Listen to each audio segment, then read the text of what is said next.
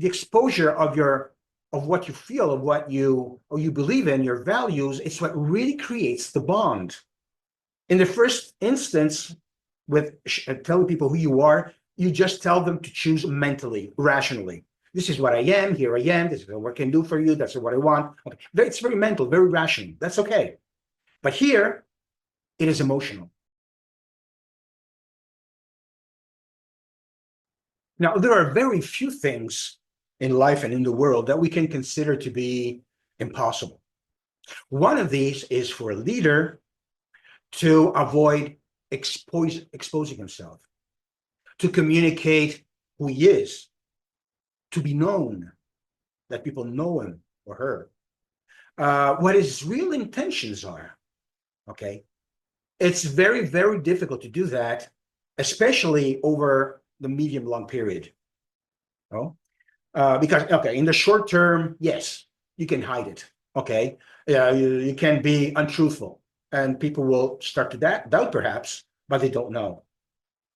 What I'm saying here is how important it is to expose yourself. Because you see, when you're not exposing yourself and you do things, people can, legitimately think that you're hiding something because they don't know. They don't really know you. So they don't know what you're doing, what you want to do, what is your relationship with them. And so your credibility is going to weaken. And credibility is paramount for leadership and an authoritative leadership, especially. If you're enjoying what you're listening to, don't forget to click on the like button. And if you don't want to miss more videos like this that can contribute to your personal and professional growth, subscribe now to the channel. Sooner or later, truth comes out. And sooner or later, what comes out is who you are. In the world of business, it's very much different. I mean, you work in close contact. You are in a team where you have a leader that, tells you what he wants to do and where he wants to go, where he wants to take the business. And it's like one-to-one or like group to leader. So in that case, the time lapse is much, much shorter. Lies will come out. Incongruencies will come out. And then that leader is going to lose eventually, he's going to lose credibility. And you don't want that because a leader needs to have credibility, authoritativeness, and of course, authoritativeness comes from credibility. Okay, so if you want to have authoritativeness on the long term, you cannot lie or you cannot hide. So the three things that are important for you to expose, obviously, truthfully, if you don't want to have trouble, these are the three things. The first one is to expose who you are, which means, who are you? What do you want? How do you want to get it? Where are you going? All of these things, all your intentions and all your goals are something that are very, very important for people to know. And they want to know the truth. That there is no, how can I say, a second intention, a hidden intention behind that, which is perhaps to enrich himself or herself at the cost of others. Okay, and just using people. That's really bad. I mean, really. Now, to tell people who you really are is on one side dangerous, because of course you cannot deny what you have said and what you have declared to your people.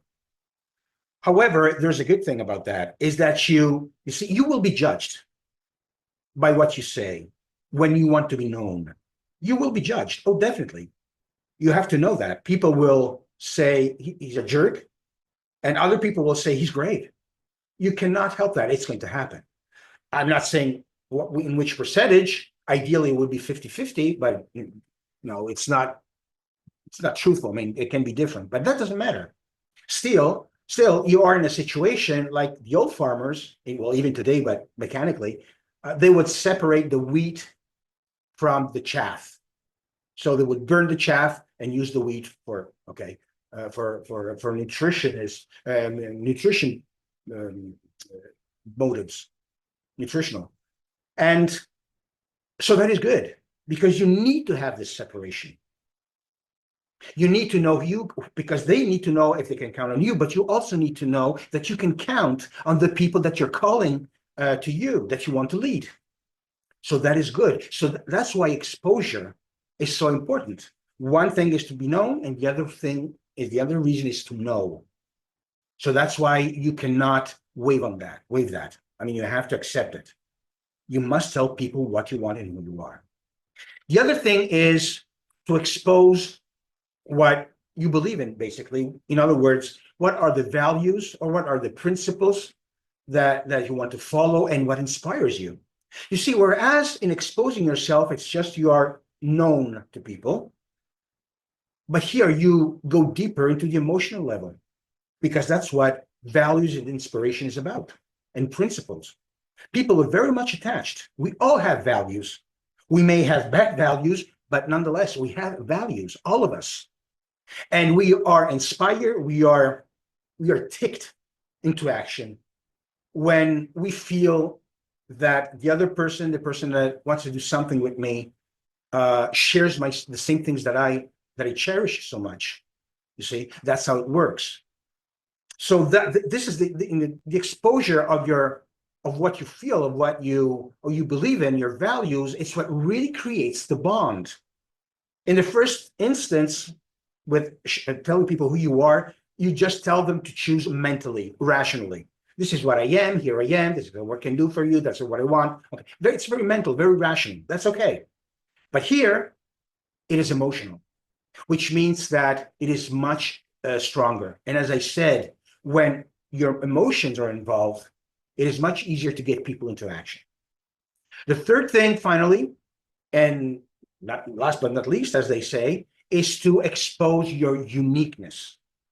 So it's not just about who you are, it's not just about what you believe in, but here you tell people why you and nobody else, well, virtually nobody else, okay, are the only person that can help them achieve what they really want. And what do I know what they really want? Is because I made them know who I am and what I believe in.